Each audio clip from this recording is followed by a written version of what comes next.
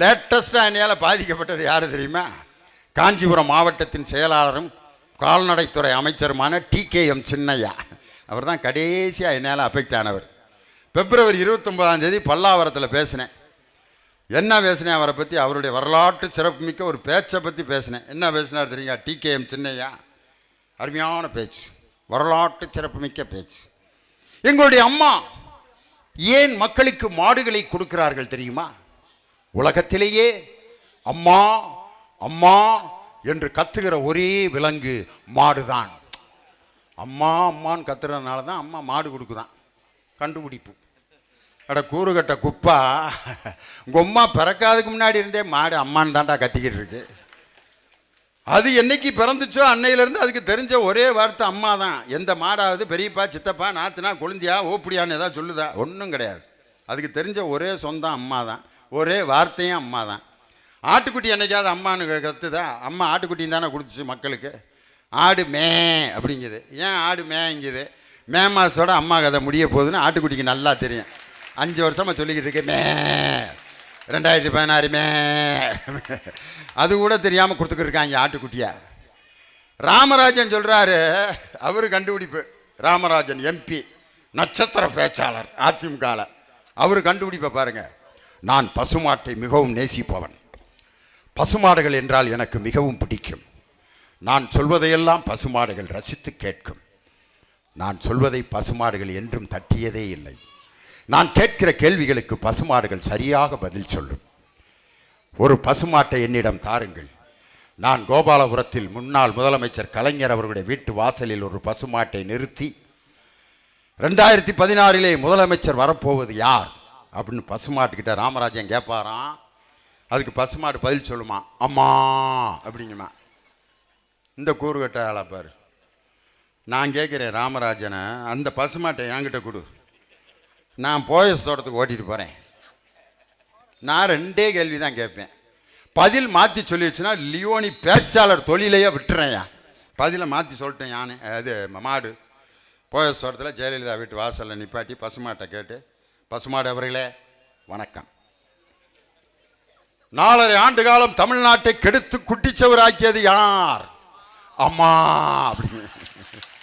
வேற ஏதாவது மாற்றி சொல்லுமா? அது சொல்லுமா? 534 பேர் வெள்ளத்தால் செத்து கொண்டிருந்த போது பீனிக்ஸ் மகாலில் 1000 கோடி ரூபாய்க்கு தேட்டரை பத்திரம் போட்டது யார்? அம்மா. தெளிவாக சொல்லும். பேசுகிறாங்க பாருங்க பேச்சு. இதை சொன்னேன். TKM சின்னையாவை 3ஆவது நாள்லேயே மாவட்ட செயலாளரும் இல்லை, அமைச்சரும் இல்லை. அதனால் இப்போ என் வாயில் விழுந்தாலே அமைச்சர் இல்லைன்ட்டு அங்கே இப்போ ஒரு கதை ஓடிக்கிட்டு இருக்கு. அதுக்கு காரணம் அது இல்லை. ஜெயலலிதா யாரை எதுக்காக நீக்கிறாங்க, ஏன் திருப்பி சேர்க்குறாங்கன்ட்டு ஒரு விவசாயமே இல்லாமல் போச்சு. இன்றைக்கி ஜெயலலிதா அம்மா எல்லாத்தையும் மொத்தம்தான். இப்போ ஒரு 45 நாள் பாருங்கள், ரிமோட் கண்ட்ரோலில் ஒவ்வொரு ரிமோட்லேயும் 30 கட்டடம் 40 கட்டடம் திறக்கிறது.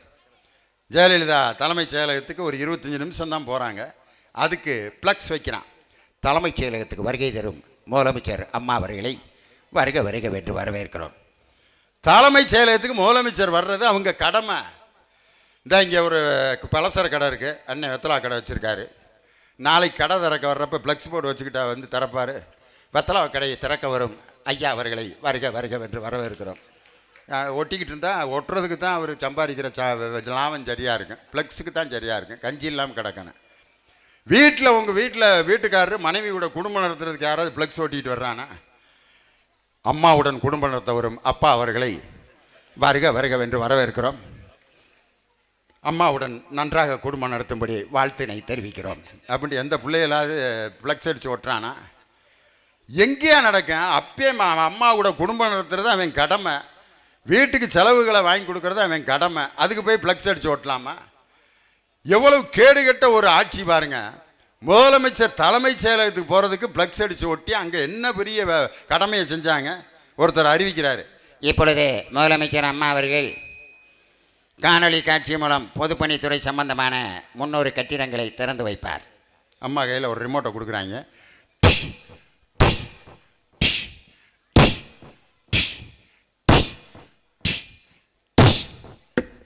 6 பட்டன் 300 கட்டணம். அப்புறம் ஒரு அமுக்குக்கு 50 கட்டணம் திறந்துருக்காப்புல. ஜெயலலிதா அம்மா எப்பயுமே ஒரு அமுக்கில் 50. அதாவது நான் இப்போ பட்டணம் சொல்கிறேன், நான் எல்லாத்தையும் மொத்தமாக தான் கல்யாணம் முடிச்சு வச்சாலும் ஒரு 200 ரூபாயில் நிப்பாட்டி தாலியை கட்டுங்கடா அப்படின்னா அவன் எங்கிட்டு கட்டுறதுனே தெரில. அதில் ஒருத்தன் தாலியை கட்டிக்கிட்டு இருந்திருக்கான். இந்த எங்கேயோ ஒரு கல்யாணம் ஜெயலலிதா அம்மாவோட 63வது பிறந்த நாளுக்கோ 64வது பிறந்த நாளுக்கோ நடத்தியிருக்காங்க. அதில் தாலி கட்டிக்கிட்டு இருக்கப்போ ஒரு சின்ன குழந்தை ஒரு 5 வயசு பையன் ஓடியாந்து எப்பான்றான் மாப்பிள்ளைய. எப்பா என்னப்பா வேற அம்மா கூட உட்காந்து தாலி கட்டிக்கிட்டு இருக்க அப்படின்னா, டே உங்கள் அம்மா அங்கே இருக்குடா.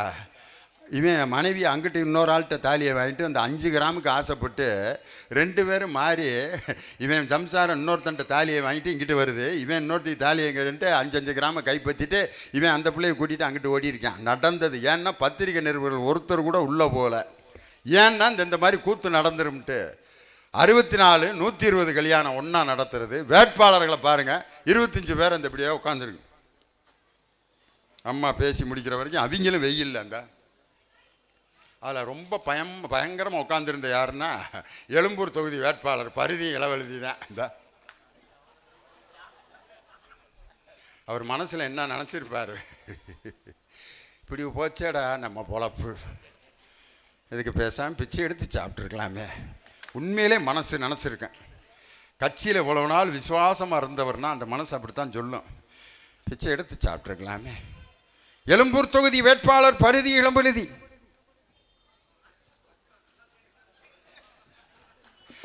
நான் சொல்கிறேன், அதுக்கு இந்த ஏரியாவில் இருக்க ஒரு பள்ளிக்கூடத்து வாசலில் இளந்த பழம் வச்சு பொழைச்சிக்கிறலாம். கௌரவமான வேலை. அதிமுகவில் மந்திரியாக இருந்தவன் இது வரைக்கும் யாராவது ஒரு ஆள் நிம்மதியாக இருந்த சரித்திரம் இருக்கா? அம்மாவுக்கு மிகப்பெரிய கொடுமை நடந்து கொண்டிருக்கிறது. பின்னாடி செய்வனை வைத்து கொண்டிருக்கிறார்கள். உடனடியாக அதற்கு பரிகாரம் செய்யணும். அப்படின்னா என்ன பரிகாரம்? இன்னும் 15 நாளில் ஒரு மலைப்பிரதேசத்தில் இருக்க குட்டி யானைக்கு அம்மா வாழைப்பழம் ஊட்டணும்ட்டான். குட்டி யானைக்கு வாழைப்பழம் ஊட்டணும்.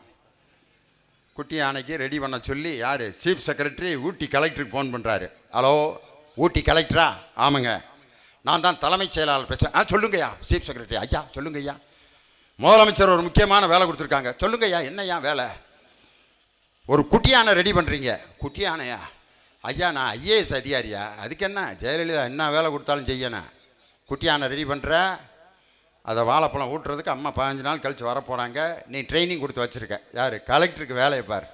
இந்தியன் அட்மினிஸ்ட்ரேட்டிவ் சர்வீஸ் குரூப் 1 படிச்சுட்டு டேராடூனில் 2 வருஷம் ட்ரைனிங் படித்த ஐஏஎஸ் அதிகாரிக்கு ஜெயலலிதா கொடுக்குற வேலை குட்டி யானைக்கு வாழைப்பழம் ஊட்டுறதுக்கு யானைக்குட்டி தயார் பண்ணணும். அவரும் தயார் பண்ணிட்டார். யானைக்குட்டியை ரெடி பண்ணி 10-15 பாகன்களை வச்சு ட்ரைனிங்.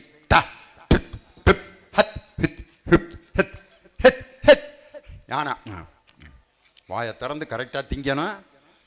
ஒரு அம்மா வந்து கொடுப்பாங்க, கரெக்டாக திங்கணும். அப்போல்லாம் யானைக்குட்டி நல்லா தின்னுக்கிட்டு இருக்கு வாழைப்பழத்தை. 15 நாள் கழித்து ஊட்டி கலெக்டர்கிட்ட போயிருக்கான் ஃபாரஸ்ட் ஆஃபீஸர். ஐயா யானைக்குட்டி ரெடியாக இருக்கியா? அம்மாவை வர சொல்லுங்கள். உடனே கலெக்டரு சீஃப் செக்ரட்டரிக்கு ஃபோன். யானைக்குட்டி ரெடியாக இருக்குங்க. பெரிய யானைக்குட்டியை வச்சு முதலமைச்சரை வர சொல்லுங்கள் அப்படின்னா அவர் வாய் தவறி வந்துருச்சு. அதனால் அவர் போய் வர சொல்லிட்டார் முதலமைச்சரை. 15 நாள் யானைக்குட்டி ட்ரைனிங் ஆகி ரெடியாக இருக்குது.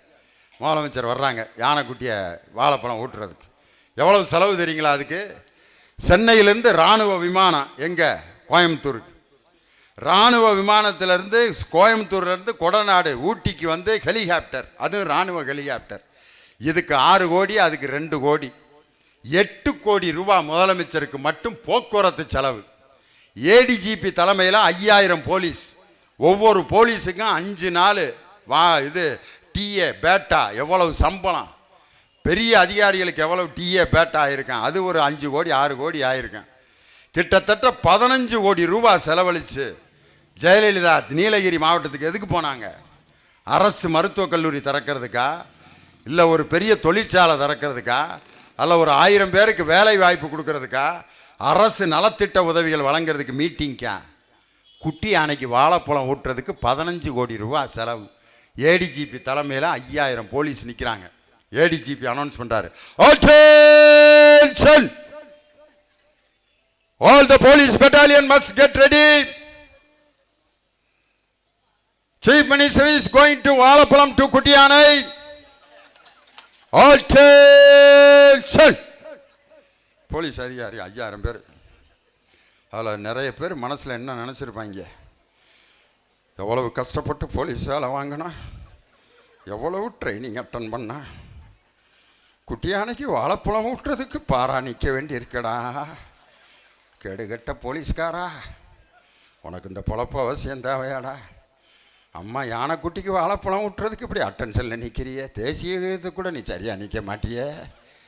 இந்த பொழப்பு பொழைக்கிறதுக்கு வேறு ஏதாவது வேலை செஞ்சு பொழைச்சிடலாமடா அப்படின்னு ஒவ்வொரு போலீஸ்காரன் முதலமைச்சரை வந்து வாழைப்பழம் ஊட்ட சொல்லுங்க. உடனே முதலமைச்சர் காரிலேருந்து இறங்குறாங்க. முதலமைச்சர் என்னைக்கு தனியாக இறங்குனாங்க, ஒரு 30-40 கருப்பு பூனை வெள்ளை பூனை AK-47 குட்டியான பார்க்குது. பிறந்ததுலேருந்து இப்படி ஒரு வாழைப்பழம் எனக்கு எவனுமே ஊட்டினது இல்லையே. ஒரு பழத்தை ஊட்டுறதுக்கு 300 துப்பாக்கியா? விளாட்டுக்கு இழுத்தான்னா எனக்கு அதான் கடைசி வாழைப்பழம் ஆயிரும் போல இருக்க. யானைக்குட்டி மனசில் யோசிச்சிருச்சு, இந்த மானங்கட்ட வாழைப்பழத்தை நீ நம்ம திங்கப்படாது, அது யார் ஊட்டினாலும் நம்ம பொழப்ப காமிச்சிடணும்டா. இறங்கி வருது யார், ஜெயலலிதா.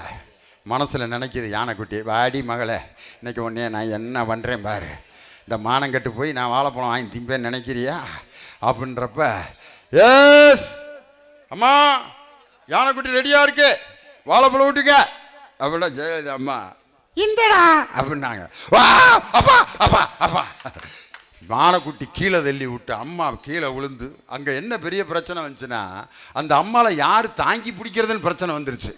பக்கத்தில் இருக்க பூரா ADGP IG ஆம்பளைய. அவர் அன்னைக்கு தாங்கி பிடிச்சாருன்னா அவருக்கு அதான் கடைசி பிடி. நான் கீழே விழுந்து செத்தாலும் செத்துருப்பேன், என்னை இடுப்பில் நீ எப்படா தாங்கி பிடிக்கலாம். நல்ல வேளை 2 பொம்பளை போலீஸு இருக்க போய் அந்த அவங்க தப்பிச்சானுங்க. தாங்கி பிடிச்சி ஐயோ எம்மான்னு ஓடி, நல்ல வேளை அந்த போலீஸ்காரங்க குட்டியானன்னு சொல்ல போய் ஜெயலலிதா அம்மா தப்பிச்சாங்க. இருக்கிறதுலையே முரட்டு யானைக்கு வாழைப்பழம் ஊட்டணும்னு சொல்லியிருந்தா அம்மாளுக்கு அதுதான் கடைசி வாழைப்பழம். ஒரு நாட்டில் ஆட்சி செய்கிறப்ப 15 கோடி ரூபாய் செலவழித்து குட்டி யானைக்கு வாழைப்பழம். இங்கே இருக்க வண்டலூரில் புலிக்குட்டி பிறந்துக்கு, அதுக்கு போய் பேர் வைக்க போகிறாங்க. எங்கேயோ போய் 242 பேருக்கு கல்யாணம் ஸ்ரீரங்கத்தில் தாலி எடுத்து கொடுத்து கல்யாணம் முடிச்சு வைக்கிறாங்க. இவ்வளவு பேருக்கு நடந்து சென்று இங்கேருந்து ஹெலிகாப்டரில் போய் இறங்கி அங்கே போய் நேரடியாக மக்களை சந்திக்க முடியுது. காரணம் ஸ்ரீரங்கம் அவங்க தொகுதி. ஆனால் சென்னையில் வெள்ளம் ஏற்பட்டு மக்கள் செத்து கொண்டிருந்த பொழுது 15 நாட்கள் வீட்டிலே படுத்து கிடந்த ஒரு மனசாட்சி இல்லாத முதலமைச்சர் ஜெயலலிதா அவர்களை இனிமேல் தமிழ்நாட்டிலே விட்டு வைப்பது சரியில்லை என்பதற்காக ஒரு சூப்பர் ஹீரோ தேர்தல் அறிக்கையை எங்கள் தானை தலைவர் வெளியிட்டிருக்கிறார். அந்த சேக்குவாராவை இவரிடம் பார்க்கிறேன். சேக்குவாரா விஜயகாந்த் இப்படியே பார்த்துட்டு, என்ன யாரையா சேக்குவாரா சேர்க்க மாட்டாராங்கிறாரு. ஏற்கனவே சேர்ந்துருந்தவங்க எல்லாம் போயிட்டாங்க, இன்னும் யாரையும் சேர்க்க வேணாம்.